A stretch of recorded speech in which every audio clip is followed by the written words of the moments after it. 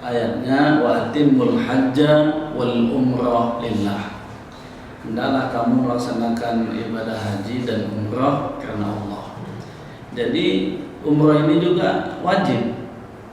Tapi lantaran kita melaksanakan ibadah haji itu gampang dulu, haji dan umrah sekaligus dilaksanakan. Hal inilah kita lihat karena beratnya orang melaksanakan haji, maka masuklah mereka dalam waktu yang memudahkan, yakni umrah. Jadi umrah hukum sebenarnya wajib, tapi lantaran umrah tidak haji, maka haji kecil lah istilahnya. Jadi kalau orang yang sudah haji besar, tapi kalau dia umrah kecil. Tapi mudah-mudahan Pak Heru ini belum pernah kita lihat nama orang kecil. Biasanya kalau umrah itu tidak pakai kecil dia, walaupun itu belum dikategorikan haji. Karena haji ini di bulan haji. Kalau umrah ini di bulan apa saja boleh kita laksanakan. Tapi hukumnya umrah pertama itu adalah wajib. Kemudian yang kedua tentang muhrim.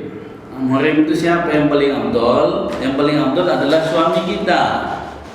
Yang tidak boleh kita kawin dengan itu adalah muhrim kita, orang tua kita, anak kita, saudara kandung kita. Itulah yang muhrim. Akan tetapi dalam masalah muhrim dalam perjalanan ini, kadang-kadang ada orang yang berangkat tidak punya suami, atau memang kemampuan dia hanya ongkos sendiri, atau mungkin orang tua sudah tua, tak ada anak yang berangkat.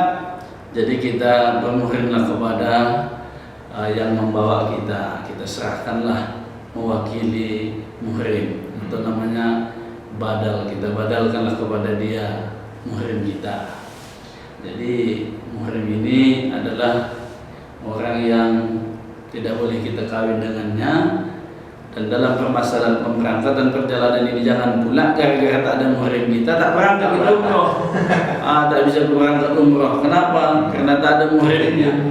Kalau untuk mengongkosi muhrim kita udah ongkos 2. Tahu ongkos 2 udah banyak. Standar ongkos sekarang kita lihat Pak, 25 juta untuk umroh.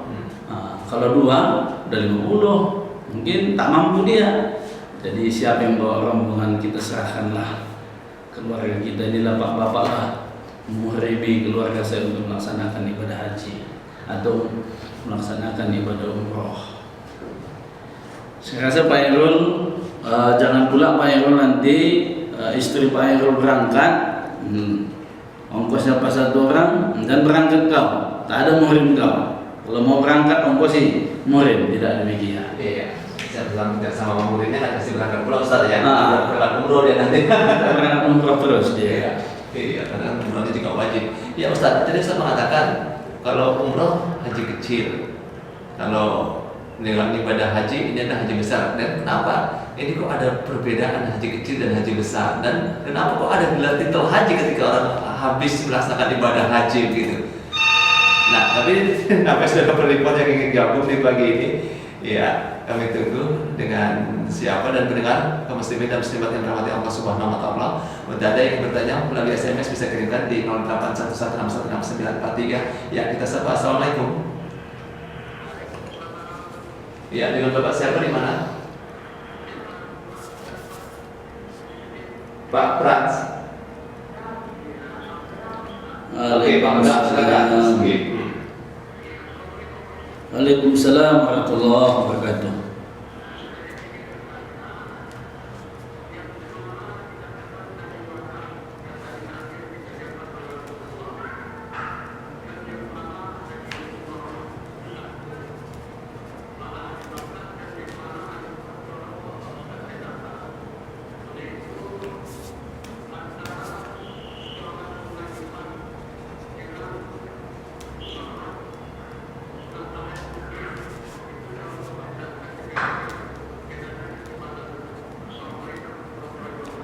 Waalaikumsalam warahmatullahi wabarakatuh. Silakan. Baik, Pak Frans yang dari sedikit dekat kali di sini Pak ya. Jadi mengenai haji wada ini adalah haji sebelum Nabi meninggal dunia. Jadi Jadi haji sebelum meninggal dunia itu adalah haji terakhir Nabi. Sementara Nabi itu melaksanakan ibadah haji dalam hidupnya adalah 2-3 kali, ya. Jadi ada umroh, ada haji. Jadi itulah pelaksanaan yang dilaksanakan Nabi. Jadi pengertian haji wada adalah haji yang terakhir dalam kehidupan Nabi. Sementara haji dan umroh itu satu paket, ya, satu paket. Nah, dalam pelaksanaan itu hanya 2 kali dilaksanakan Nabi dalam sejarah yang kita ketahui. Kemudian yang kedua adalah sholat sunnah dan tahiyatul masjid.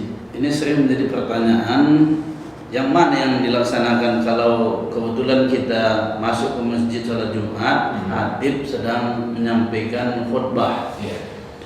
Jadi mendengar khutbah itu sebenarnya wajib. Nah, kalau sudah wajib, yang sunnah harus takluk kepada yang wajib. Ketika khutbah menyampaikan, duduklah kita. Tapi ada juga hadis mengatakan idza dakhala ahadul masjid fala yajlisu hatta yusalli rak'atain. Apabila kamu masuk masjid, jangan duduk sebelum salat sunat 2 rakaat. Jadi kalau kita ingin juga melaksanakan salat sunat, ringkaskanlah salatnya. Nah, jadi salat sunat itu namanya salat sunat tahiyatul masjid. Nah, setelah nanti kita melaksanakan salat Jumat, barulah kita melaksanakan salat sunat ba'diyah, ba'da Jumat. Jadi kalau kita melaksanakan, masuk kita khatib sudah mimbar, sudah khatib. Jadi apa kita salat apa kita? Salat sunat tahiyatul masjid. Nah, karena sudah masuk wajibnya. Mendengar khutbah itu adalah wajib.